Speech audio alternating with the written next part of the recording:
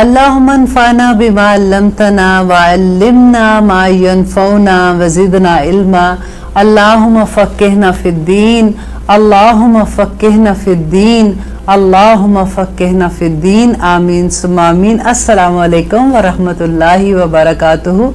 کیسے ہیں آپ لوگ؟ الحمدللہ ہمارا سفر بہت اچھا جا رہا ہے۔ آپ کو کیسا لگ رہا ہے؟ کتنی سمجھ آ رہی ہے؟ میں لاسٹ ٹائم ہم لوگ جو سورۃ بقرہ کی آیت نمبر 83 ہم لوگ کر رہے تھے، وہ آیت اتنی خوبصورت ہے کہ دل چاہتا ہے کہ اس کے بارے میں اتنا بولیں کہ یہ ایک آیت پہ اگر ہم پورا دن بھی بولتے رہے تو کم ہوگا، کیونکہ آیت نمبر 83 جو ہے سورۃ بقرہ کی، یہ وہ آیت ہے جو حضرت موسیٰ علیہ السلام جب کوہ طور پہ گئے تھے تو وہاں پہ جو 10 کمانڈمنٹس ان کو ملے تھے وہ بالکل یہی آیات تھے، اور یہی آیات اللہ سبحانہ تعالیٰ نے ہر شریعت میں دی۔ ہمارے اوپر بھی نبی صلی اللہ علیہ وسلم کو بھی اللہ سبحانہ تعالیٰ نے انہی آیات کے بارے میں کہا، دس از دا بیسک، ہمارے جو اسلام کی بیسک ہے وہ بھی یہی آیات ہے۔ آئیے ہم تھوڑا سا اس کے بارے میں پھر سے پڑھتے ہیں۔ وَإِذْ أَخَذْنَا، اور جب لیا ہم نے میثاقا پکا عہد بنی اسرائیل سے، لا تعبدون الا اللہ، کہ نہ عبادت کرنا مگر اللہ کی، وَبِالْوَالِدَيْنِ احسانا، اور والدین کے ساتھ احسان کرنا، وَذِي الْقُرْبَى، اور رشتہ قرابت داروں کے ساتھ، وَالْيَتَامَى، اور یتیموں کے ساتھ، وَالْمَسَاکِین، اور مسکینوں کے ساتھ۔ اب دیکھیں یہ جو آیت ہے اس میں سب سے پہلے کوئی بھی حکم جو اللہ سبحانہ تعالیٰ نے کہا کہ شرک نہ کرنا، وہی آیت ہے جو ایاک نعبد و ایاک نستعین میں ہم پڑھتے ہیں، اور اس کے بعد آتا ہے کہ فوراً اللہ تعالیٰ جب اپنی بات کرتے ہیں، اپنا حق یاد کراتے ہیں انسان کو، تو ساتھ ہی اپنے والدین کا حق ان کو یاد کراتے ہیں۔ اب دیکھیے، اب جب یہ آیت آپ پوری پڑھتے ہیں تو آپ دیکھیں کہ نماز کا حکم کتنی احکامات کے بعد آتا ہے۔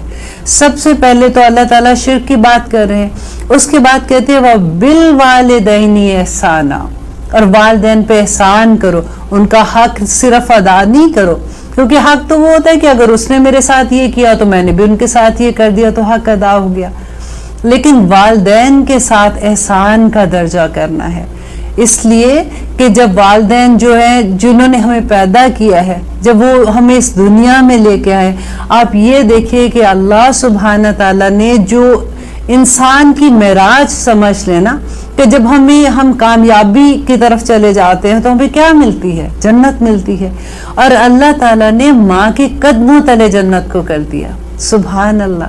اور پھر اس کے بعد اللہ سبحانہ تعالیٰ کہتے ہیں کہ اگر کوئی بچہ اپنے ماں باپ کے لیے ان کی عیادت کے لیے جاتا ہے، یا ان سے بات کرنے کے لیے جاتا ہے، یا ان کو ملنے کے لیے جاتا ہے، تو ہر قدم پر اس کے 100 گناہ معاف ہو جاتے ہیں، ہر قدم پر اس کے 100 گناہ معاف ہوتے ہیں، اور 100 نیکیاں اس کو ملتی ہیں، اور 100 درجات الحمدللہ اس کے بلند ہو جاتے ہیں۔ اور اللہ سبحانہ تعالیٰ کہتے ہیں کہ جس وقت وہ اپنے ماں باپ کے ساتھ بیٹھ کے اچھی بات کرتا ہے، اچھی بات مینس کہ وہ ایسی باتیں ان سے کرتا ہے جس سے ان کے والدین کا دل خوش ہوتا ہے، تو اللہ سبحانہ تعالیٰ کا وعدہ ہے کہ دا ڈے آف ججمنٹ اللہ سبحانہ تعالیٰ اپنا نور اس بندے کو دیں گے، سبحان اللہ۔ اور جب وہ اٹھ کے آ جاتا ہے، اس وقت جب اس کے ماں باپ اس سے راضی ہو جاتے ہیں، تو سبحان اللہ، اللہ تعالیٰ کہتے ہیں کہ اس وقت وہ بالکل ایسے اٹھتا ہے کہ اس کے اندر کوئی ایک غلطی، کوئی ایک برائی نہیں باقی بچتی ہے، اللہ تعالیٰ پاک صاف کر کے اس کو اٹھاتا ہے۔ آپ نے وہ واقعہ بھی سنا ہوگا کہ غار میں جب 3 لوگ پھنس جاتے ہیں، ہر کوئی اپنی اپنی کوئی نیکی یاد کرتا ہے اور کہتا ہے کہ اللہ سبحانہ تعالیٰ اگر آپ کو میری وہ نیکی پسند ہے، وہ آئی تھی اس وقت، تو اس کے بدلے میں اللہ سبحانہ تعالیٰ یہ پتھر ہٹا دے۔ اور ان میں سے ایک آدمی جو آخری دفعہ جو تیسرے والا ہوتا ہے، وہ اللہ تعالیٰ کو اپنے والدین کے ساتھ اپنے احسان کا جو معاملہ ہے وہ یاد کراتا ہے، اور کہتا ہے کہ یا رب العالمین، وہ میں نے اپنے والدین پہ جو نیکی کی تھی، اگر آپ کو وہ میری نیکی پسند آئی تو اس کے عوض یہ پتھر ہٹا دے۔ تو وہ پتھر ہٹ گیا تھا راستے سے، اور وہ باہر آ گئے تھے۔ आप ये देखिए कि हमारी जिंदगियों के कितने पत्थर हटते हैं हमारी राह से जब हमारे माँ बाप हमारे लिए दुआ करते हैं। हमें ये लगता है ना कि कोई नहीं, ये पता नहीं कैसे अचानक ही ये चीज़ हमारे साथ हो गई। अचानक कुछ नहीं होता, ये आपके माँ बाप की दुआएं लगी होती हैं। देखिए जब वो जिंदा होते हैं, कभी वो जब वो बूढ़े हो जाते हैं, समटाइम बच्चों को ये लगता है कि उनकी बीमारी पे इतना खर्चा आ जाता है, उनकी तो दुआएं इतनी खर्चा आ जाता है, उनकी दवाइयों पे इतने इतने पैसे लग जाते हैं। आप ये सोचें कि उनकी दुआओं से जो आपके रिस्क में बरकतें आती हैं, जो अल्लाह सुब्हान ताला आपको इतना नवाजता है, उनकी दुआओं की वजह से वो सब कुछ चल रहा होता है। अल्लाह सुब्हान ताला ने माँ का दर्जा, कहते हैं कि एक सहाबी ने पूछा नबी सल्लल्लाहु अलैहि वसल्लम से कि आप मुझे ये बताएं कि मेरे अच्छे सलूक का, एहसन सलूक का कौन सबसे ज्यादा हकदार है।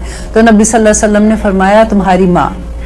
उसने फिर पूछा दोबारा से कि ठीक है मेरी माँ है, फिर इसके बाद उन्होंने कहा, दूसरी दफा भी उन्होंने कहा तुम्हारी माँ। फिर जब उन्होंने तीसरी दफा पूछा तो उन्होंने तीसरी दफा भी कहा तुम्हारी माँ।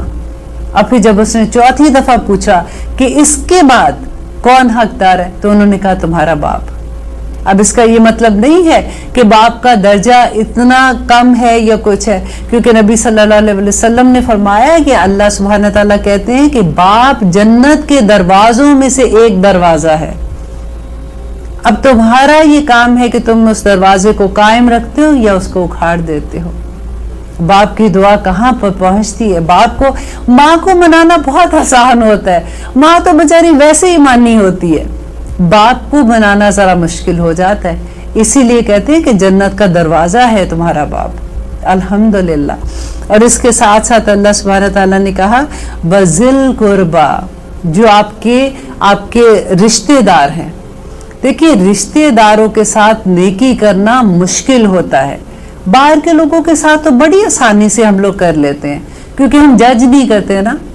अब रिश्तेदारों को तो हमें ये होता है कि देखो इनके पास तो ये भी है, अगर मैंने ये किया था तो देखो नेक्स्ट टाइम मिला तो वो उसने कैसे मेरे साथ किया, वो तो करने का क्या फायदा, उनका तो अकड़ ही नहीं खत्म होती है। ऐसी कितनी बातें हम लोग कह रहे होते हैं। लेकिन अल्लाह सुब्हान ताला ने क्या कहा, एहसान करने को। देखिए नेकी करना तो कोई मुश्किल काम नहीं है। आपने किसी के साथ नेकी कर दी, मुश्किल तब होता है जब दूसरी तरफ से आपको वो रिस्पांस नहीं मिले, लेकिन आप अल्लाह के लिए वो नेकी करें।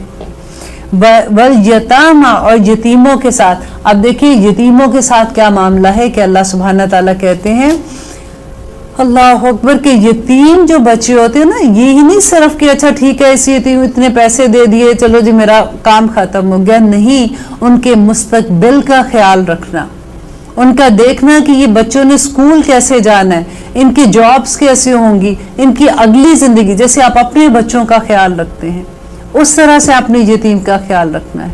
नबी सल्लल्लाहु अलैहि वसल्लम ने कहा कि यतीम के सर के ऊपर जो हाथ रखता है ना इंसान, उसके सर के बालों के बराबर उसको नेकियां मिलती हैं। अल्हम्दुलिल्लाह।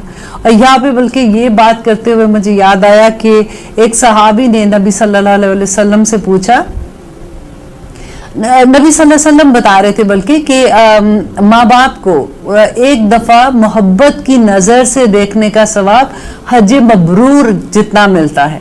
और सहाबी ने कहा कि क्या मतलब, अगर हम अपने माँ बाप को 100 दफा मोहब्बत से देखें, तो उन्होंने कहा क्या तुम अल्लाह ताला की रहमत से नाउमीद हो, अल्लाह ताला तुम्हें वो सवाब नहीं दे सकता।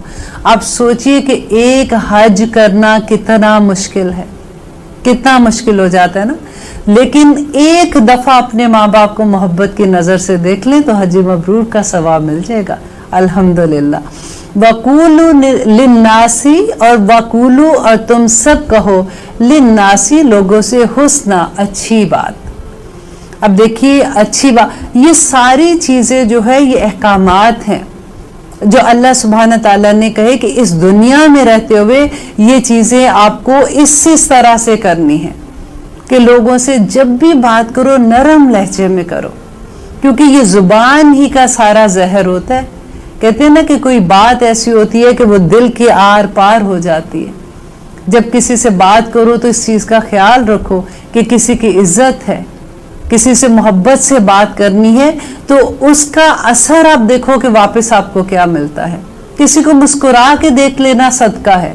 अगर कई दफा ऐसा होता है कि अच्छा हम सदके में क्या दें, हमें तो समझ ही नहीं आ रही, हमारे पास अब उनको देखो वो कितने कितने सदके देते हैं, हमारे पास तो इतनी हैसियत नहीं है। लेकिन नहीं, सिर्फ मुस्कुरा के देख लेना भी सदका है। वक़ूलु लिन्नासि हुस्ना, और लोगों से अच्छी बात कहो।